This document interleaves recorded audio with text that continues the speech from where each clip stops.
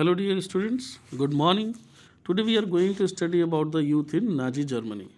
ये जो चैप्टर है ये बताता है कि यूथ की स्थिति क्या थी नाजी जर्मनी में या हिटलर के नज़रिए से। तो यूथ को कैसे देखा जाता था, यूथ के लिए क्या क्या चीज़ें हुई। आप चाहें तो अपने नोट्स के लिए आपके दिमाग में ये चीज़ें होनी चाहिए इस चैप्टर को पढ़ते टाइम। जो हमें कवर करना है कि what was the purpose of education in Nazi Germany, education का उद्देश्य क्या था। What were the different youth organisation for boys and girls और बॉयज़ के लिए अलग अलग अगर ऑर्गेनाइजेशन थी तो कौन सी थी। Why did people join these groups, लोग क्यों इस ग्रुप को ज्वाइन कर रहे थे। How were teachers treated in Nazi school, teachers को नाजी स्कूल में कैसे व्यवहार मिलता था। And what was the cult of motherhood, मात्र चारा का जो है एक तरीके से जो मदरहुड था, का जो भाव था, उस पंथ का क्या मतलब था, क्यों था। अब इसका एक इंट्रोडक्शन ऐसे ही समझ लेते हैं कि Hitler youth movement emphasise activism, physical training, Nazi ideology, especially nationalism and racial concept and absolute obedience to Hitler and Nazi party. जो हिटलर जानता था कि आने वाला जो फ्यूचर है, आने वाला जो भविष्य है वो यूथ्स में है। कहीं ना कहीं किसी भी कंट्री का जो मेन फ्यूचर होता है वो वहाँ के यूथ्स में होता है।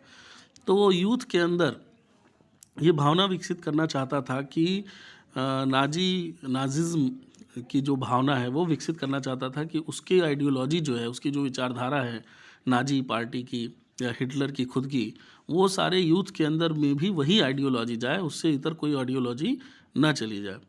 और इसीलिए वो फिजिकल ट्रेनिंग और उन्हें फिजिकली और मेंटली स्ट्रांग बनाना चाहता था। उनके अंदर नेशनलिज्म की भावना डेवलप करना चाहता था, रेशियल कॉन्सेप्ट डेवलप करना चाहता था। Hitler saw the Hitler youth movement as a tool to hardening boys of their future for their future roles of soldiers। और ये करेंगे तभी जा कर के ये कहीं ना कहीं आगे चल के ये सैनिक का रूप धारण कर पाएंगे उसके देश के लिए। He wanted a generation of victorious, active, daring youth, immune to pain। वो इस तरीके का जनरेशन चाहता था कि जो एक्टिव रहे यूथ, डेयरिंग रहे, है ना। इसीलिए उसका खेल में भी बहुत रुचि हुआ करता था। Nazi seized power in 1933। Independent youth groups were absorbed into the Hitler youth और एबॉलिस्ट। ऐसे यूथ ग्रुप जो इंडिपेंडेंट थे, जो इन सब से कोई मतलब नहीं रखते थे, उनको या तो ख़त्म कर दिया गया या उनको हिटलर के यूथ ग्रुप में शामिल कर दिया गया। There were programmes for both boys and girls but they were very different given Hitler's concept of the proper role of women. Why did the Hitler organisation exist, क्यों Hitler की organisation exist की। He started getting interest in youth of country. He felt the Nazi society could be established only by teaching children the Nazi ideology। कुल मिलाकर के ये एक चीज़ बस जानना है कि नाजीवाद या नाजी आइडियोलॉजी वो यूथ में भरना चाहता था, और वो जानता था जब तक ये यूथ में नहीं आएगा, जब तक उनको पढ़ाया नहीं जाएगा। Due to this all the Jews teacher from the school for thrown out. चूँकि वहाँ पे क्या था, ज्यूस उनके दुश्मन थे, एक तरीके से वो मानता था ज्यूस से वो ज़्यादा प्रेम व्यवहार नहीं रखना चाहता था, इसलिए जितने टीचर स्कूल में ज्यूस समुदाय के थे उनको बाहर कर दिया गया। For Hitler this meant that German children must grow up as Nazis. उसका मतलब ये था कि जो जर्मन बच्चे हों वो अवश्य इस कॉन्सेप्ट के साथ आगे बढ़ने चाहिए जैसा कि नाजीज के कॉन्सेप्ट थे। The boys would grow into soldiers and the girls were to be train to be mothers of the master race. The boys would grow into soldiers, boy जो हैं वो बढ़े एज ए सोल्जर मतलब सिपाही की तरह। And the girls were to be train to be mothers, और girls जो हैं वो आगे चल के उनको ऐसा ट्रेन किया जाए कि वो मास्टर रेस, एक अच्छे रेस की नस्ल की, मतलब एक अच्छे नस्ल की आगे चल के लीड कर सके, उसकी माँ बन सके, एक अच्छे बच्चे की माँ बन सके, उनको इस तरह से ट्रेन किया जाए। अब उसका रूल अगर देखें, यहाँ डिवाइडेड है, हिटलर यूथ रूल देख सकते हैं आप। तो हिटलर यूथ रूल क्या क्या कहता है। एक तो ये है कि हिटलर यूथ रूल कहता है कि members of the HJ must not be seen in uniform with girls. Member of the HJ, है ना। अब इसका मतलब क्या हुआ, higher youth rules. Hitler youth rule ये था कि जो उसके ग्रुप के मेंबर होंगे उनको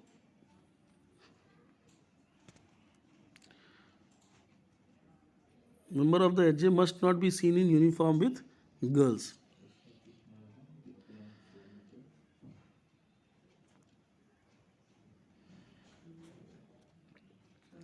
तो पहला इसका रूल ये था कि जो इसके मेंबर होंगे, है ना, वो क्या होगा, they must not be seen in uniform with girls, है ना, वो यूनिफॉर्म के साथ गर्ल्स के साथ नहीं दिखने चाहिए।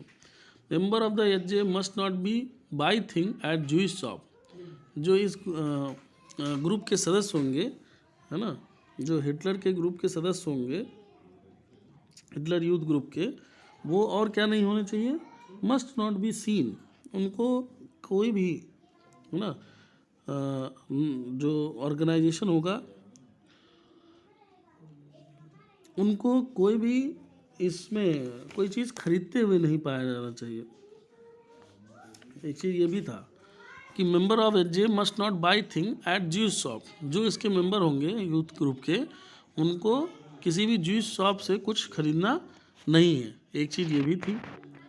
फिर क्या है कि member HJ members must ignore friends and parents while marching along as a HJ, जब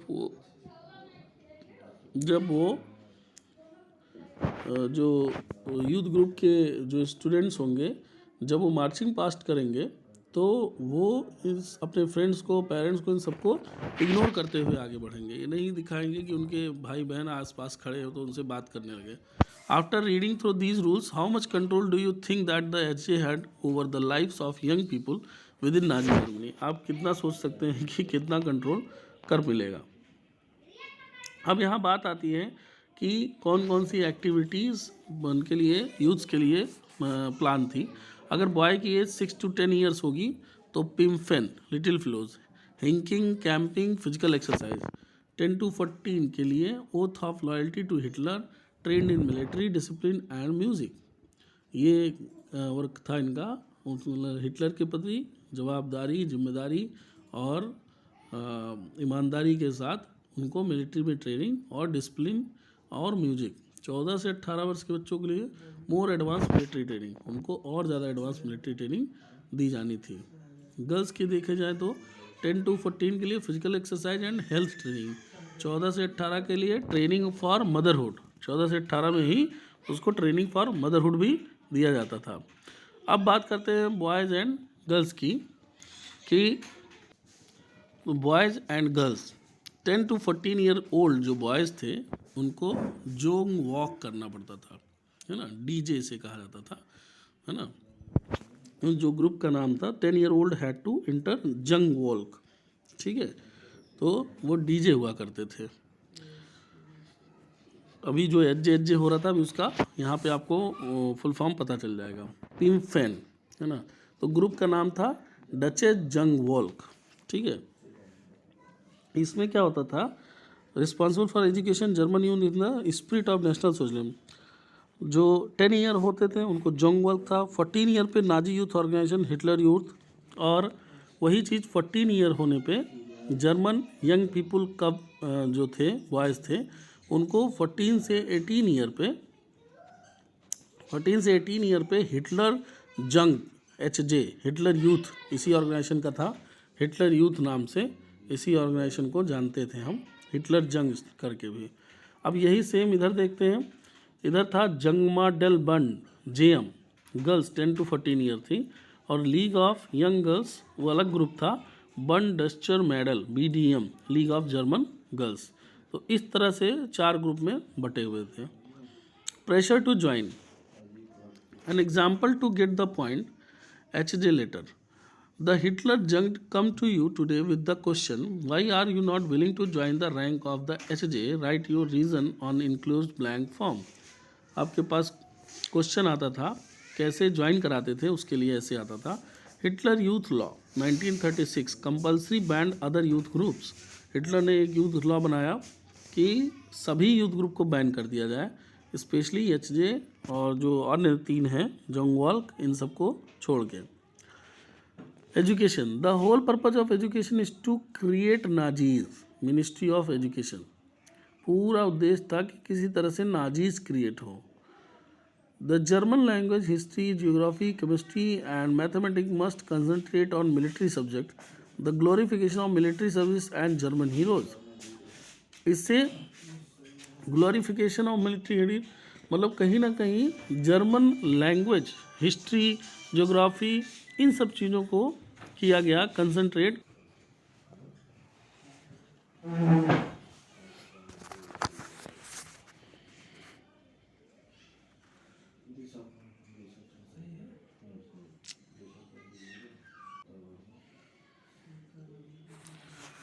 ना एजुकेशन में एक चीज़ ये थी कि the whole purpose of education is to create Nazis. Nazi को कितना नाजी बनाया जा सकता है। जर्मन लैंग्वेज को किस में बना दिया गया, मिलिट्री सब्जेक्ट में डाल दिया गया। Thought to be good Nazis, एक अच्छा मतलब प्रोपेगेंडा विकसित किया गया जिससे कि बच्चों के अंदर नाजी बनने की प्रेरणा विकसित हो सके। German youth to be educated in the spirit of national socialism. German youth to be educated, जो जर्मन यूथ थे उनको एजुकेट किया जाना था in the spirit of national socialism. उनको ये मतलब इस भावना के साथ कि नेशनल सोशलिज्म उनके अंदर में राष्ट्रीय समाजवाद विकसित हो सके। Hitler to parent, you may disagree with me but you children are mine already. Hitler to parent, Hitler parents से कहता था हो सकता है तुम मुझसे असहमत हो बट तुम्हारे जो बच्चे हैं, your children are mine already, वो हमारे ऑलरेडी हैं, पहले से ही वो हमारे हैं। टीचर एंड पीपल के साथ मतलब शिक्षक के साथ क्या होता था इसके बारे में भी जानते हैं। Due to this all Jews teacher from the school for thrown out. इस वजह से जो जितने ज्यूज टीचर थे, क्योंकि ज्यूज जो है उसको भरोसा नहीं था कि ये नाजीज वाली बात पढ़ाएंगे, ज्यूज इनसे अलग हुआ करते थे, पहले ही बताया। They told people to study on Nazi ideology. बच्चों से बोला जाता था कि नाजी आइडियोलॉजी को ध्यान में रखते हुए पढ़ाई करो। इफ़ स्पोक अगेंस्ट नाजीज, अगर कोई भी कॉन्सेप्ट में नाजी का विरोध हुआ हो, sacked and force to attend Nazi re education programme. Then Nazi का एजुकेशन प्रोग्राम को अलग कर दिया जाता था और दूसरे एजुकेशन प्रोग्राम को लॉन्च किया जाता था, या उस सब्जेक्ट को या उस चैप्टर को या उस बुक को ही हटा दिया जाता था। अब बात करते हैं the Nazi cult of motherhood. Nazi cult of motherhood मतलब पंथ जो एक चला वहाँ मदरहुड का। Women in Nazi Germany played an important role in the idea of the Volkshaft. They were to provide the foundations of the racially pure community that Hitler hoped to create. They were to provide the foundation.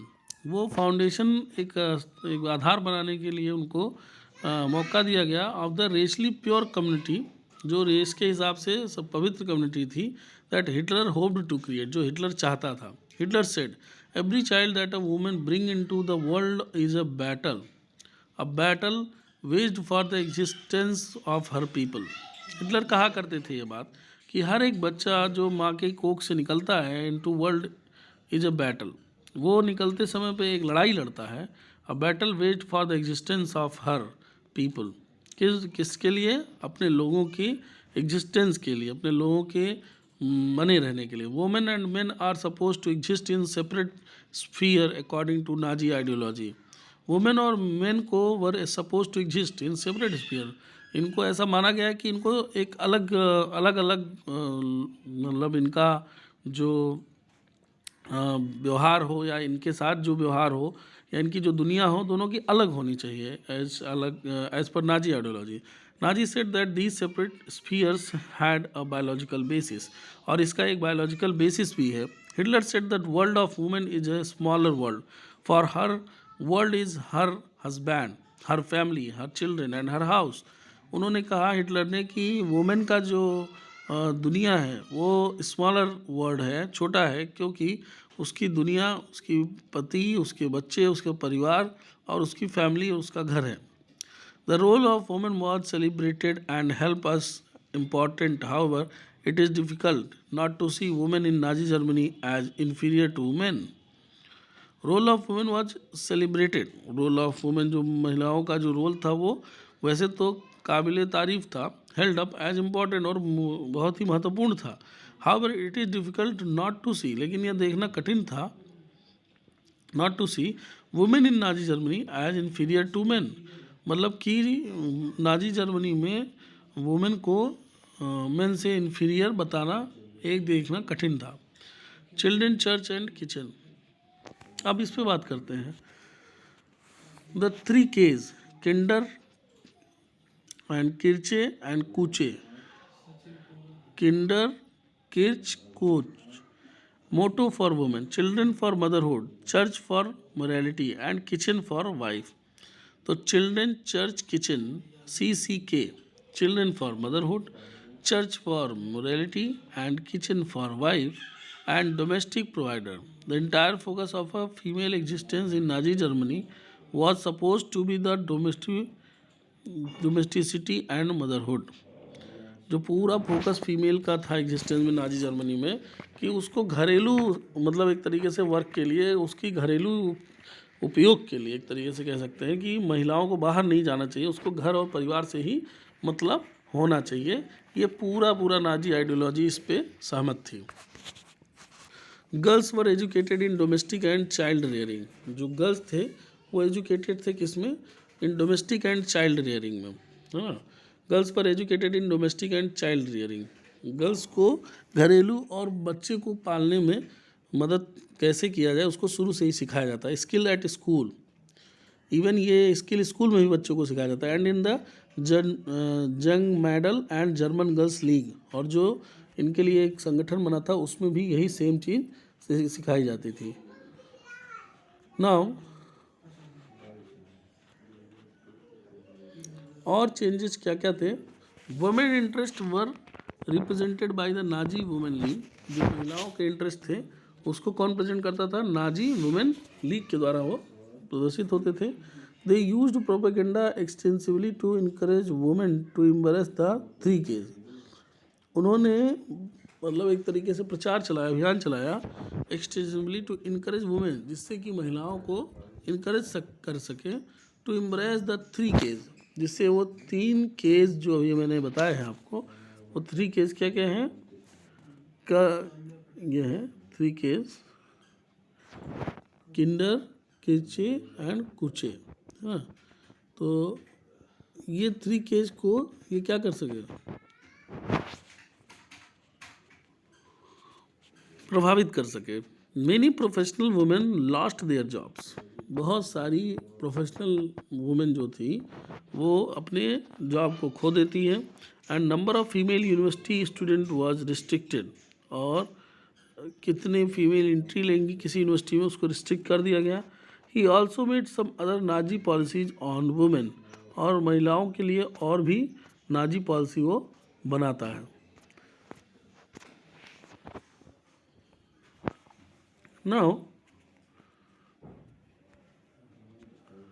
ये जो basically Nazi का जो youth का वो issue है Nazi में, उसमें हमने ये देखा कि कहीं ना कहीं हिटलर जो है ये चाहता था कि किसी तरीके से यूथ के मन में नाजीवाद भरा जाए, है ना, यूथ के मन में किसी तरीके से ऐसी चीज़ें भरी जाए जो यूथ मतलब बड़ा हो या आगे बढ़े तो उसके मन में हिटलर के प्रति और नाजीवाद के प्रति एक सम्मान बना रहे, और आगे चल के वो क्या हो, वो ज्यूज से घृणा करे, वो सिर्फ नाजीवाद उसके मन में रहे, है ना, और कहीं ना कहीं वो हिटलर को के लिए एक अच्छा सैनिक साबित हो, ऐसा वो चाहते थे।